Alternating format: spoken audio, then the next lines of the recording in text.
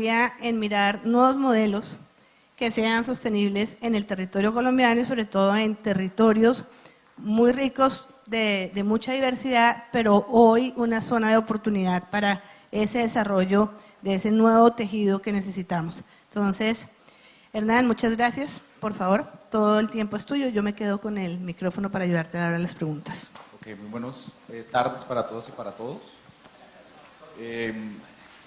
Pues en primer lugar agradecer a Ascolfa por la invitación y la oportunidad de discutir estos temas que yo creo que no solamente son relevantes, sino son decisivos en este momento de la humanidad para dar un quiebre, un giro estructural en aspectos tan relevantes como el cambio climático, la desaparición de las especies o la diversidad biológica y la contaminación en general de las grandes ciudades que pues ya empiezan a afectar el bienestar de los individuos. Realmente voy a tratar de plantear una reflexión alrededor de por qué las organizaciones deben tomarse el tema de sostenibilidad muy en serio, pero en una perspectiva de sociedades de mercado, ¿sí? La primera parte girará alrededor de un contexto de la crisis ecológica en Colombia, porque definitivamente en Colombia experimentamos una crisis socioecológica sin precedentes alrededor de los nuevos retos del posconflicto. Muchas veces creemos que el posconflicto debe estar centrado específicamente en los nuevos actores armados irregulares que emergen a propósito, digamos, de los procesos de paz, pero viene creciendo un monstruo de 7 cabezas que y además crece a espaldas de la sociedad colombiana, que son los conflictos socioambientales y que indudablemente no solamente empiezan a generar problemas en las sociedades de manera general, sino en las organizaciones de manera particular. Sí, yo he traído a colación algunos ejemplos de conflictos socioambientales en nuestro país que efectivamente empiezan a marcar un alineamiento muy importante, repito, no solamente para las autoridades y comunidades locales, sino de manera muy específica para las empresas y las organizaciones que operan en los territorios. ¿Sí? Estamos en un territorio que se opone a la construcción de hidroeléctricas. Seguramente las personas que habitan en la región del sur de Colombia pues tienen claro cuál ha sido el conflicto asociado a la construcción del Quimbo, que no cesa. Asoquimbo y las comunidades campesinas que hoy enfrentan no solamente a Emgesa, que es la empresa que opera la represa del Quimbo, sino además las autoridades locales y las autoridades departamentales que empiezan a generar también presiones a las organizaciones, y esto empieza a dificultar un poco el relacionamiento que tienen las organizaciones con las comunidades en términos generales. Pero no solamente es en el Huila, ¿sí? Quise iniciar con el Huila porque seguramente es un tema muy contextual, pero acaba de ocurrir hace no más de 3 semanas un pronunciamiento de la comunidad de Cajamarca que se opone fundamentalmente a la actividad minera en el territorio tolimense, ¿sí? El no fue definitivamente contundente y definitivamente esto ha generado no solamente un resquebrajamiento de las relaciones de las mineras con el Estado colombiano, sino un nuevo modelo de desarrollo que seguramente es lo que va a generar tensiones en los próximos años alrededor de empresa, Estado y comunidades locales. En el tema de Bogotá, los que somos de Bogotá, pues tenemos muy clara la tensión que existe alrededor de la reserva Van der Hamen, en donde técnicamente la corporación no se ha pronunciado alrededor de si es posible o no levantar la reserva para construir el proyecto que el alcalde Peñalosa pues tiene presupuestado dentro de su alcaldía, pero definitivamente esto empieza a marcar una línea gruesa alrededor del debate entre las organizaciones, las comunidades locales y las autoridades municipales, que definitivamente afectan el razonamiento, afectan los proyectos productivos y afectan el devenir de las comunidades locales. En San Martín Cesar, el fin de semana estuve en el Cesar y realmente se siente una creciente ola de inconformidades alrededor de los posibles proyectos que van a empezar a concesionarse, especialmente a Ecopetrol y a unas empresas asociadas a la Oxy, con el fracking, que definitivamente no tenemos clara cuáles son las consecuencias del mismo, pero las comunidades sí tienen claro que no quieren la entrada del fracking a sus territorios. Asimismo, está el departamento del Caquetá, vecino aquí del Huila, en donde no solamente se adelantan consultas populares contra la minería y contra el petróleo, sino también se empiezan a adelantar a los proyectos de la Unidad de Planeación Minero-Energética, que tiene proyectada unas hidroeléctricas sobre la cuenca amazónica, que definitivamente es la cuenca más amplia que tenemos actualmente en el país.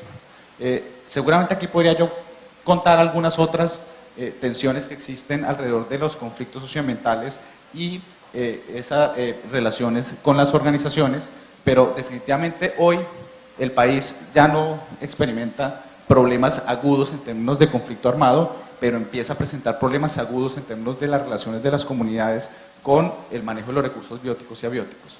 ¿Sí? Estas son las tensiones que en los próximos años vamos a tener que soportar, no solamente las comunidades, las organizaciones, sino los académicos que enfrentamos este tipo de situaciones, porque definitivamente hay una concepción de modelo de desarrollo que, por un lado, se plantea desde el Estado, por otro lado, ¿cierto?, se plantea de las organizaciones, pero viene emergiendo un nuevo modelo de desarrollo, una alternativa de desarrollo de las comunidades que definitivamente está afectando el razonamiento. ¿Sí?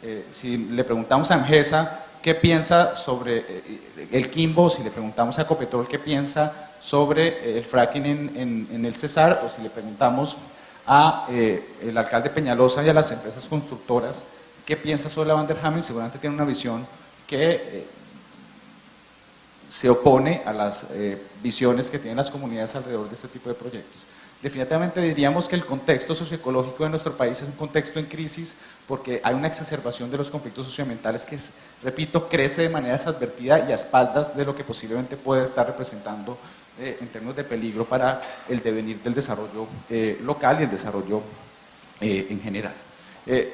Sin embargo, hay un elemento, digamos, que es necesario entender para empezar a la parte reflexiva y la parte propositiva de la presentación, que tiene que ver con esta frase de Martínez Alier que me llama mucho la atención, porque al parecer las externalidades que se estudian en las ciencias económicas y que se estudian si fueran excepciones al mercado, pues se han convertido en la regla o en la cotidianidad del mercado.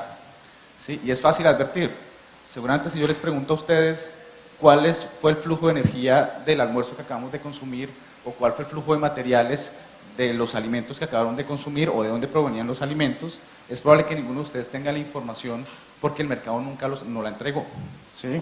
Pero aún más, todos comimos arroz, o posiblemente en el almuerzo nos acaban de dar arroz, pero no tenemos ni idea si quienes recolectaron el arroz pues fueron trabajadores a los que se les hizo aporte al sistema de seguridad social, no tenemos ni idea si la carne de cerdo o el pollo que consumimos fue levantado con trabajo infantil, y tampoco tenemos ni idea si la ensalada fue cultivada con aspersión de aguas contaminadas con mercurio.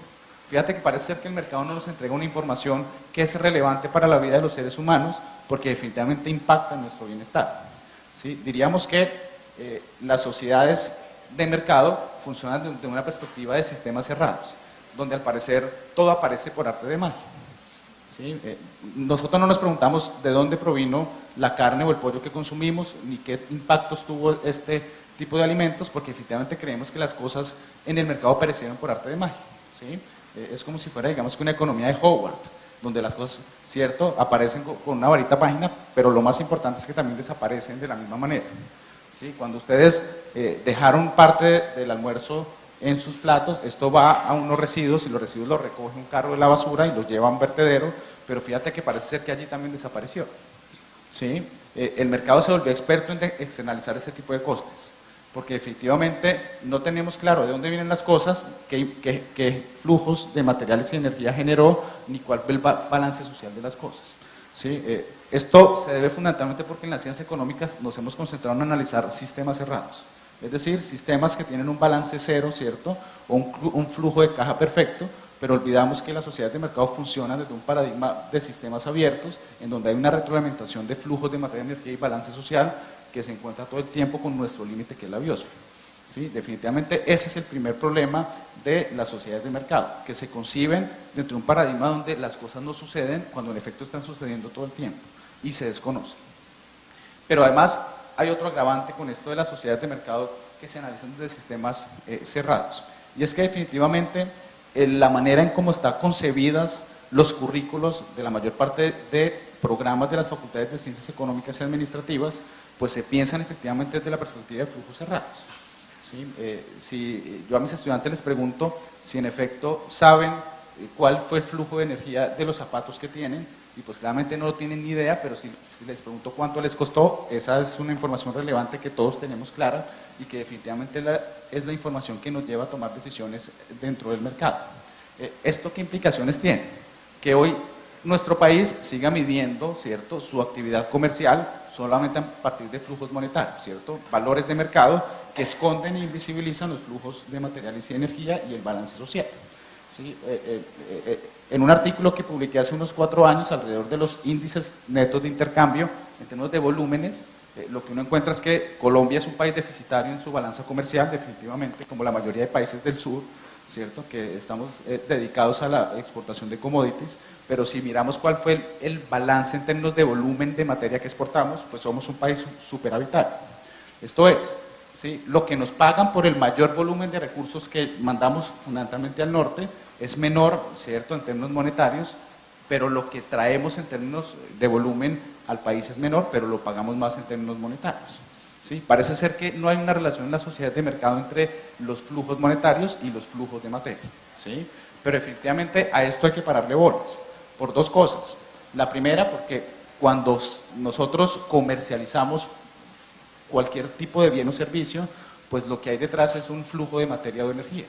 Cuando nosotros exportamos un saco de café, no solamente en ese saco de café va 1 kilo de café, ¿sí?, van litros de agua, ¿cierto?, van emisiones de gases de efecto invernadero, van vertimientos de fertilizantes y pesticidas que están impactando las fuentes hídricas, hay procesos de deforestación acompañados con el incremento de la frontera agrícola, etcétera, que por supuesto no se contabilizan dentro del comercio internacional, pero que están generando unos impactos en términos de bienestar que las comunidades ya empiezan a advertir y que se conectan fundamentalmente con la primera parte de lo que yo quería expresar alrededor de los conflictos socioambientales. Porque es que al parecer las comunidades entendieron que la producción no solamente está asociada a los flujos monetarios y que los flujos monetarios no complementan o no completan definitivamente el bienestar de las comunidades. ¿Sí? En el Caquetá es evidente que la actividad ganadera es la que representa cerca del 70% del PIB, pero definitivamente la que se está llevando los bosques en la Amazonía, ¿sí?, que son las grandes paradojas, de alguna manera, de los modelos de desarrollo local en nuestro país. Le apuntamos a la ganadería, pero la ganadería no solamente explica la deforestación de la Amazonía, sino que el 60% del total de las emisiones o el inventario de emisiones de nuestro país se explica por la deforestación. ¿Sí? Así que, de alguna manera, esa deforestación y ese mayor impacto de gases de efecto invernadero que tiene nuestro país con el inventario del mundo, pues no se está descontando en la actividad económica. ¿Sí? Y aquí aparece, digamos, una primera pregunta y es, efectivamente, la riqueza debe estar midiéndose solamente a partir de flujos monetarios, porque al parecer los currículos de las facultades de administración y de economía en la mayor parte de los países del mundo siguen insistiendo en medir la actividad económica a partir de flujos monetarios, como si fuera la única variable a tener en cuenta, ¿cierto? Olvidando que definitivamente el bienestar humano no solamente depende de los flujos monetarios y que de cualquier manera lo más importante, esto es los flujos de materiales y energía, que es lo que depende los ciclos básicos de la vida, pues no están incorporándose dentro de estas sociedades de mercado. Y esto nos lleva a un tercer elemento, ¿cierto?, de esa primera parte de la presentación, y es que al parecer lo que hay de fondo es que el paradigma del desarrollo sostenible empieza a entrar en crisis. ¿Sí? En el 92 el mundo se puso de acuerdo en relación a la Agenda 21, ¿cierto?, y al Convenio de Diversidad Biológica, y al unísono todos los países se comprometieron a alcanzar el desarrollo sostenible, pero a finales del siglo XX, pues las organizaciones que eran las que más generaban impactos no se habían comprometido con el desarrollo sostenible, ¿cierto? Aparece Pacto Global, de hecho, hoy y mañana es el Congreso de Pacto Global, están sesionando en Bogotá, ¿sí? Pacto Global de alguna manera es el que vincula a las organizaciones en el paradigma del desarrollo sostenible, ¿sí? Pero la Agenda 21 junto con Pacto Global, que inicialmente plantearon los 8 principios, los ODMs, que fueron muy famosos en las escuelas de desarrollo, ¿cierto?, en el mundo, y en el planteamiento de políticas públicas, pues realmente generaron una falsa promesa porque no lograron cumplirse a cabalidad.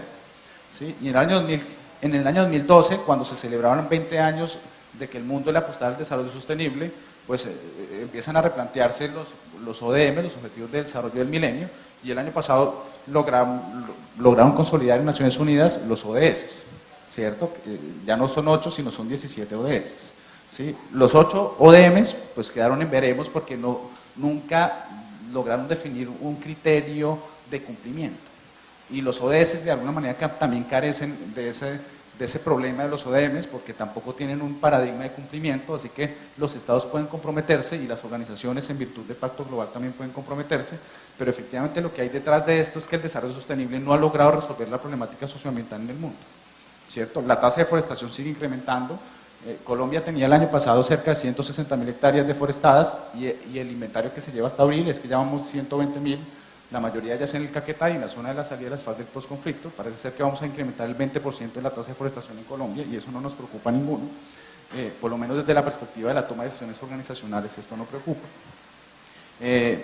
La contaminación en las ciudades pues tampoco cede, la calidad del aire que se respira en Bogotá y en Medellín pues realmente sobrepasa todos los límites recomendados por la OMS en PM10, en compuestos orgánicos volátiles y en ozono troposférico, pues todas están excedidas y realmente ninguno de nosotros se cuestiona si efectivamente la vida en la ciudad puede ser viable con este tipo de indicadores ambientales tan nefastos. La desaparición de especies pues tampoco cede y el cambio climático pues sigue incrementando las concentraciones de carbono en la atmósfera. El año pasado el panel intergubernamental de cambio climático pues ya entregó el reporte de que superamos las 400 partes por millón, que era la cifra que el informe Stern había calculado que iba a superar el 2% de los 2 grados centígrados, que posiblemente podría tener unas repercusiones nefastas para la economía mundial. ¿Sí? Fíjense que el desarrollo sostenible parece ser que no ha logrado resolver en la práctica los problemas que se comprometió a resolver.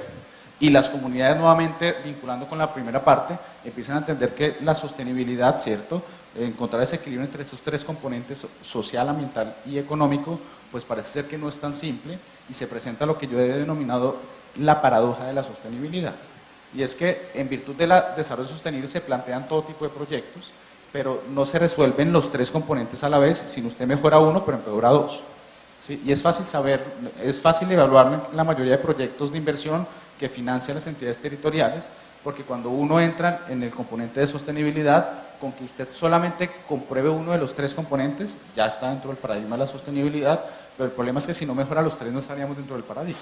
¿Sí? Y esto empieza a generar comprensiones en las comunidades que empiezan a resistir que las actividades económicas entren bajo el paradigma del desarrollo sostenible, porque no ha logrado resolver las problemáticas de fondo. Y esto nos lleva a la segunda parte de la presentación, que es lo que definitivamente podríamos denominar el efecto halo de la sostenibilidad, ¿cierto? Y es que así como el desarrollo sostenible no ha logrado resolver en esencia la problemática socioambiental, pues definitivamente la sostenibilidad en las organizaciones, aquella que está vinculada con Pacto Global y con informes de sostenibilidad, pues parece ser que también tiene unos enredos, no solamente en términos prácticos, al llevarla a cabo en la operación de las organizaciones, sino que también genera unos problemas de fondo al momento de eficientar los recursos destinados a la sostenibilidad. Yo aquí puse 3 ejemplos, ojo que yo no estoy poniendo ejemplos de ninguna empresa en particular, no quiero meterme en problemas, pero es posible que una empresa dedicada a la panadería, ¿cierto?, a la industria de los alimentos, que tiene unos impactos socioambientales definidos y específicos, termine atendiendo impactos socioambientales que no le son propios, ¿cierto? ¿Sí? No es posible que dentro de la industria alimenticia el impacto más grande sea el flujo hídrico y las emisiones de gases de efecto invernadero, pero uno termine regalando guitarras, ¿cierto?, en un municipio que seguramente no hace parte del grupo de relacionamiento de la organización, y a pesar de que es deseable y loable ese tipo de situaciones y actividades, pues no está resolviendo de entrada tus problemas socioambientales, pero sí está resolviendo problemas que no son parte de tu núcleo de negocio, de tu core business. También puede ser que haya una empresa metalúrgica, ¿cierto?, que tenga a cargo de alguna manera un colegio asociado a personas con capacidades diferenciadas, pero definitivamente su mayor impacto, ¿cierto?, que seguramente tiene que ver con la seguridad industrial de los trabajadores. Y el cambio climático pues está desatendido y usted está atendiendo problemas que no necesariamente están dentro de su núcleo de negocio, pero que está desatendiendo, ¿cierto?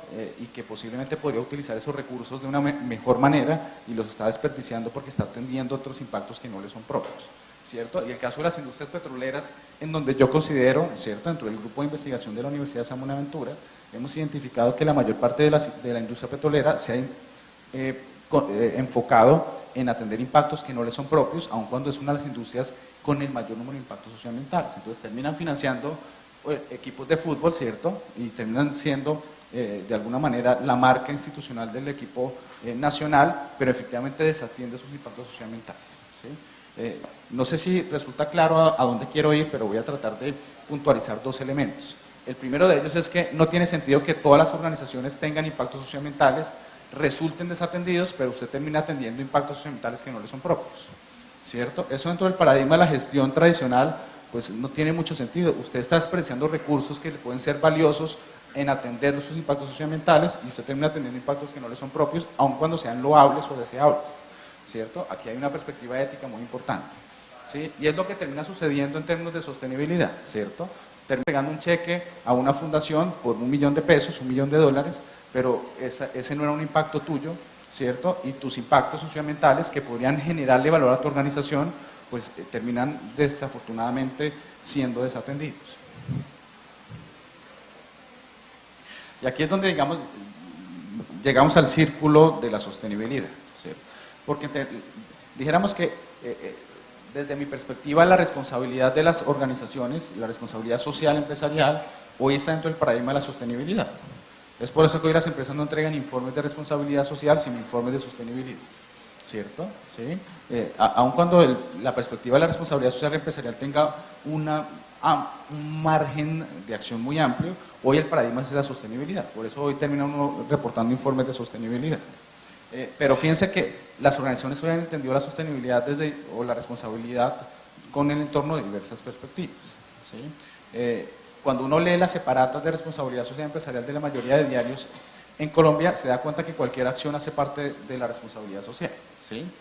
Y entonces, aquí es donde, de alguna manera, hay que delimitar tres aspectos fundamentales para entender un poco hacia dónde deberían ir las organizaciones en términos de sostenibilidad. El primero, y es que el más extendido, es que las organizaciones, la única responsabilidad que tienen con el entorno, pues es la de producir bienes y servicios de buena calidad, ¿cierto?, a bajos precios, ¿cierto?, y que su única responsabilidad es esa, porque tendríamos que pedirle responsabilidades distintas a una organización cuyo objeto es específicamente ese. Entonces, esa es la visión clásica de la responsabilidad social, ¿sí? Haga las cosas bien, lo que usted dijo que iba a hacer en la sociedad, y con eso es suficiente. Pero pues, de alguna manera, esto hoy ha excedido todo marco de acción, porque los impactos que tienen las organizaciones no solamente son de relaciones de mercado, no solo son flujos monetarios, sino hay impactos de todo tipo. Por ejemplo, si tenés una organización que opera en Barranquilla, ¿cierto?, pues debes respetar que idiosincráticamente en Barranquilla en la época del carnaval no se trabaja, ¿cierto? Y a pesar de que eso, desde el paradigma de las sociedades de mercado, pueda generar un flujo monetario menor, pues el respeto por las tradiciones y la cultura, pues debe ser un valor que la organización debe compartir y además apoyar, ¿sí? Y por eso es que el segundo alcance de la sostenibilidad, pues tiene que ver con eso de los acuerdos institucionales o normativos, el alcance normativo. Y es que las organizaciones no solamente deben producir bienes y servicios de buena calidad y a bajos precios, sino que además deben entender y hacer una lectura muy coherente con el entorno, no solamente para favorecer el entorno, sino para que haya una construcción colectiva, ¿cierto? Esto es lo que definitivamente Porter denomina como valor compartido, ¿cierto? Es que todos los actores debemos crecer, y en ese crecimiento no solamente el único indicador de gestión es el flujo monetario, ¿cierto?, o el balance de pérdidas y ganancias. Pero definitivamente hay un tercero, que es donde uno creería que deberían estar ubicadas la mayor parte de organizaciones. Y es que no basta con que produzcas bienes y servicios de buena calidad, ni siquiera basta con que entiendas de buena manera el entorno y llegues a acuerdos con el entorno para generar ese valor compartido. También es importante que identifiques los impactos ambientales, ¿cierto? Identifiques cuáles son los flujos que genera tu organización de materia de energía y te ocupes de ellos, ¿sí? En resumidas cuentas diríamos, una organización que es responsable con el entorno o que está dentro del paradigma de la sostenibilidad, pues es una organización no solamente que entiende muy bien las relaciones sociales con los actores, sino que además identifica muy bien cuáles son los impactos socioambientales y los gestiona, ¿cierto? Y ya, si lo haces muy bien, podrías pasar al cuarto nivel, que es el de la filantropía. Es que si ya te ocupas de todo lo anterior, si gestionas muy bien tus impactos socioambientales, pues es deseable que si tienes capacidad de acción y de gestión, pues te ocupes de otros que no te son propios. ¿Sí? Lo que termina ocurriendo es que las organizaciones terminan empezando por la filantropía sin entender que lo primero que deben hacer es atender sus impactos socioambientales. En definitiva, y veo que ya se me está acabando el tiempo, lo que hay de fondo en esta nueva perspectiva, ¿cierto?, es que las organizaciones hoy no solamente generan riqueza cuando le entregan a sus accionistas un balance, ¿cierto?, con utilidades. Definitivamente hoy lo que trae de fondo la sostenibilidad es que debe haber un nuevo concepto de riqueza. Es que yo no puedo ser rico en términos sociales si yo no me estoy ocupando de las relaciones que estoy reflejando y gestionando con mis grupos de interés. Yo no puedo ser rico en términos organizacionales si estoy afectando la deforestación y estoy contribuyendo al cambio climático. La sostenibilidad involucra una nueva concepción de riqueza. Y esa concepción de riqueza, yo creería que la formación en posgrados de la gerencia lo debería tener muy claro. Y es que un gerente no solamente debería ser experto en leer balances financieros, ¿cierto?, y hacer lecturas y tomar decisiones alrededor de los flujos monetarios. Un gerente hoy debe ocuparse de la riqueza en sentido de sostenibilidad, es decir, debería tener claro cuál es la gestión de sus flujos de materia y energía, que son los impactos ambientales, pero además también debería tener muy claro el balance social. Solo allí es donde uno podría entender que la organización está generando riqueza, porque cuando se genera riqueza solamente dentro de la perspectiva económica o de flujos monetarios, desatendiendo el resto de variables desde la sostenibilidad, pues efectivamente no estaríamos hablando de que estás generando riqueza. ¿Sí? Estás aumentando tus flujos monetarios, pero estás afectando el balance social y estás afectando los flujos de materia y energía que explican de alguna manera los impactos socioambientales. Así que en definitiva diríamos, ¿cierto?, ¿sí?, esa lectura de los conflictos socioambientales es una lectura que para las organizaciones hoy es muy importante. Para la industria petrolera, que una comunidad le tenga parada la fase de exploración, es decir, la fase de sísmica, seguramente le puede estar costando entre 2 y 3 millones de dólares diarios. Y desconocer estas realidades, pues no solamente lleva a que afectes tu balance financiero, sino además afectes el balance social. Definitivamente, entender el contexto socioecológico, pues de alguna manera sí es una de las variables que lleva al éxito organizacional. Definitivamente, atender los riesgos socioambientales hoy es la gran apuesta de las organizaciones, y en esa segunda parte de la presentación creo yo que se queda claro. Y por supuesto, hoy las organizaciones deben entender que la riqueza ya tiene un paradigma mucho más amplio. Creo que en eso es que debemos concentrarnos no solamente como sociedad, sino también la academia debería transmitir este tipo de valores. Yo dejaría por ahora hasta ahí. No sé si abriría el tema de las preguntas. Hacer una pregunta. Perdón.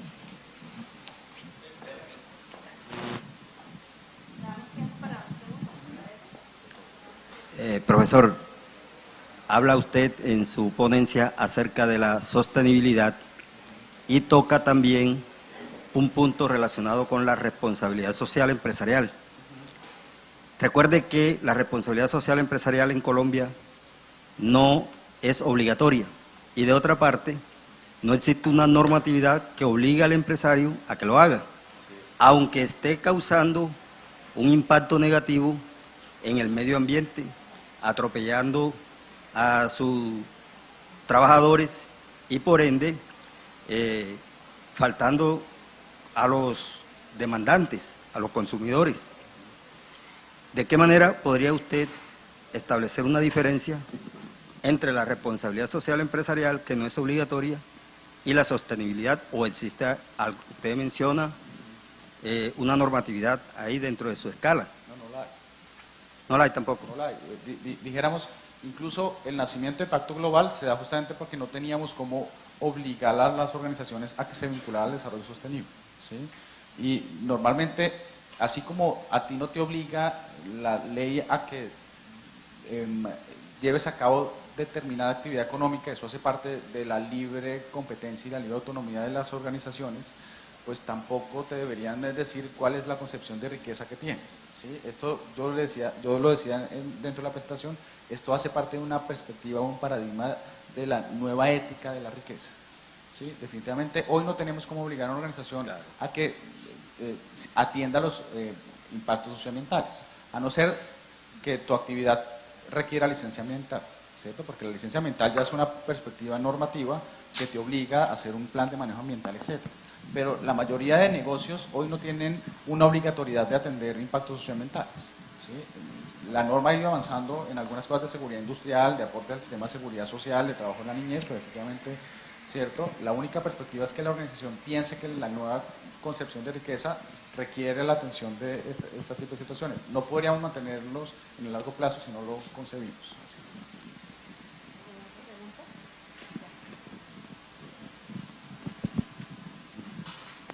Bien, muy buenas tardes. Digamos que en lo que estás planteando veo como dos cuestiones importantes, pues que sería muy importante ampliarlo en términos de, digamos, lo que es este auditorio, ¿cierto? Digamos, el primero es el tema donde hablas un poco de la forma como se incorporan en los currículos de los diferentes programas, no solamente de formación en administración, sino en todos los, digamos, áreas de conocimiento, ¿cierto? Y lo primero es que, pues, de alguna manera con el desarrollo sostenible también nace la educación para el desarrollo sostenible.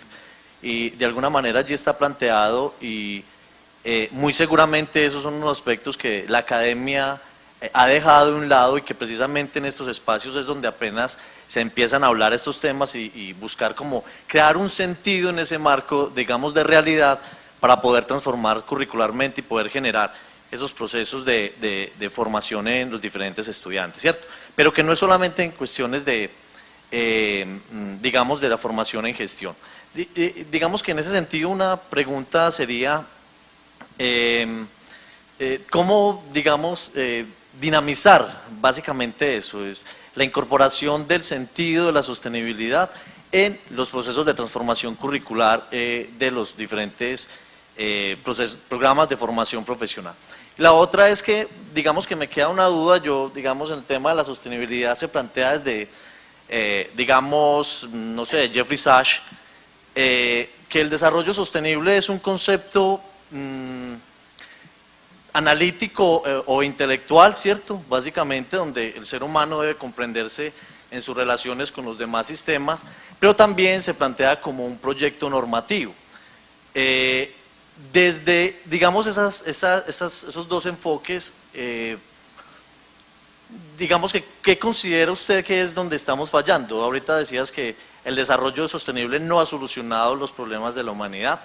Hay algo que dentro de la Agenda 2030 que lo estabas planteando allí sí hay metas muy claras y de alguna manera eso en el 2015 cuando se dan todos estos procesos de reflexión y se crea la Agenda del Desarrollo Sostenible a 2030, si algo que se deja claro es realmente es qué es lo que debemos alcanzar hasta allí. No es que no plantee nada y que sea algo vacío, no, es que realmente allí ya están planteados y es básicamente la forma como nosotros lo hacemos es realmente cómo le estamos aportando, no solamente desde el punto de vista de las organizaciones, sino de nosotros mismos como actores fundamentales en todo el proceso de sostenibilidad. Entonces la pregunta sería eso, cómo también desde esta misma perspectiva, cómo poder plantear una forma de dinamizar, digamos, crear ese sentido del desarrollo sostenible para poder transformar esos procesos sociales, económicos y ambientales que realmente nos lleven a alcanzar ese ideal de la sostenibilidad.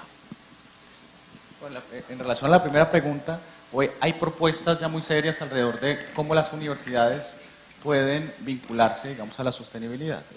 El concepto de campus sostenible, en términos generales, lo que intenta es que la universidad se volque a la sostenibilidad, que la investigación tenga un criterio de sostenibilidad, y es que a pesar de que tú tengas un proyecto de ingeniería muy interesante alrededor de las armas para la guerra, pues esto no contribuye a la sostenibilidad y la universidad no debería financiar proyectos que no estén dentro del paradigma de la sostenibilidad, ¿cierto? Deberían haber núcleos comunes alrededor de la formación en sostenibilidad, no solamente para educación formal, sino educación no formal, y todo un paradigma alrededor de la gestión de las organizaciones universitarias para que impacten los currículos y para que impacten la gestión.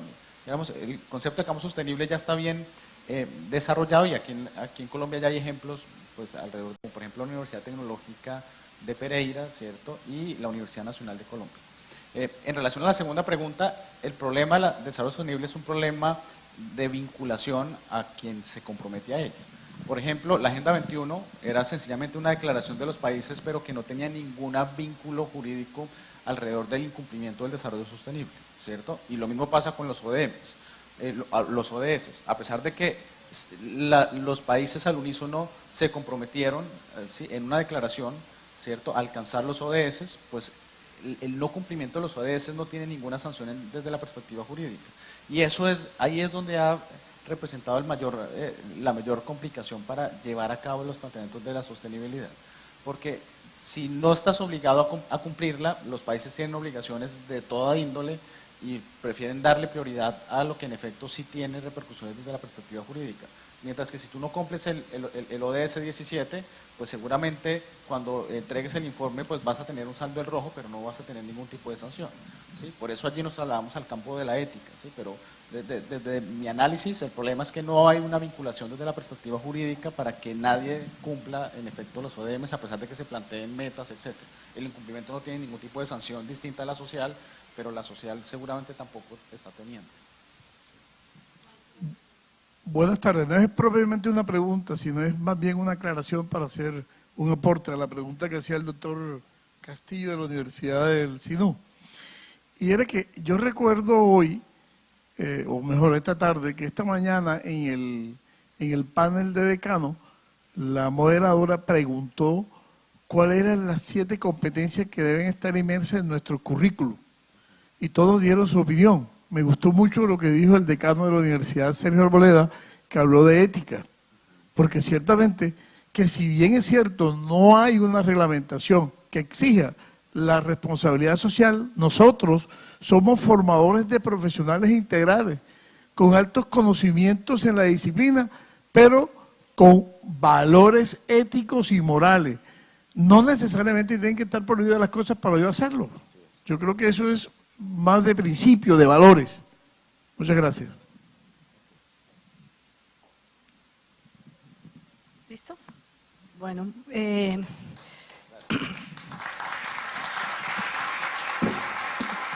muchas gracias. A título, digamos, aquí a título de reflexión de cierre, creo que es bien interesante la propuesta de nuestro investigador y las preguntas. Entonces acá nos queda a nosotros como líderes, decanos de las escuelas de negocio, preguntarnos cómo formar para que la ética esté por encima de lo estrictamente reglamentado. O sea, ¿por qué respondemos solamente a la normatividad y a la reglamentación y no al deber ser? O sea, lo dejo como una pregunta e invito a nuestro siguiente panelista,